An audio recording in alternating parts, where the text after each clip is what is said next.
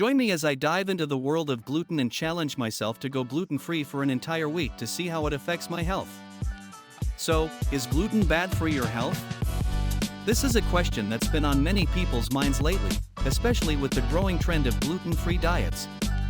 But what's behind this trend, and is gluten really the villain it's made out to be?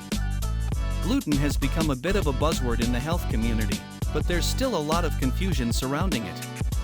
Many people claim to be gluten sensitive, but what does that even mean? Is it the same as having celiac disease, or is it just a FODMAP issue? And what about the allegedly toxic effects of gluten on our bodies? Some people claim that gluten causes inflammation, brain fog, and even autism. But are these claims backed by science, or is it just another case of misinformation spreading like wildfire on the internet? On the other hand, many doctors and nutritionists argue that gluten is perfectly safe for most people, and that the gluten-free trend is just a fad. So, what's the truth? Is gluten really a toxin, or is it just a nutrient that some people can't tolerate?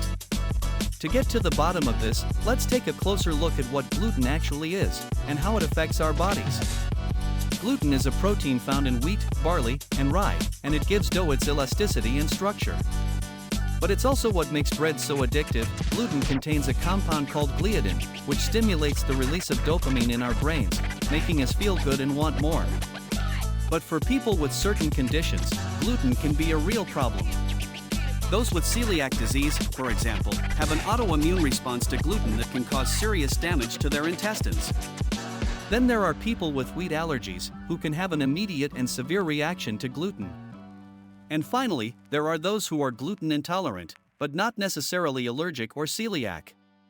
So, what does the science say about gluten's impact on health? Well, research suggests that for the average person, gluten is not inherently bad for you.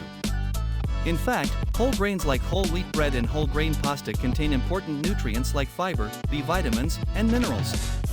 However, some studies do suggest that a subset of people may be more sensitive to gluten, even if they don't have celiac disease. This could be due to a condition called non-celiac gluten sensitivity, or NCGS, which is still poorly understood. But what about the claims that gluten is toxic or causes inflammation? Well, the evidence just isn't there to support these claims.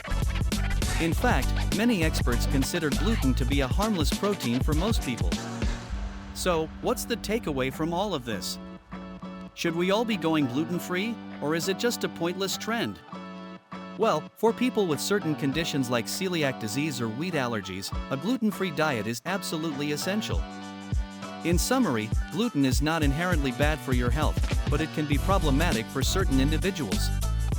So, if you're considering going gluten-free, make sure you have a legitimate reason to do so, and always consult with a doctor or registered dietitian before making any major changes to your diet. Thanks for watching, guys. If you've had any experiences with gluten or have gone gluten-free, let me know in the comments below. And if you're interested in learning more about healthy eating habits, be sure to check out my related video on that topic.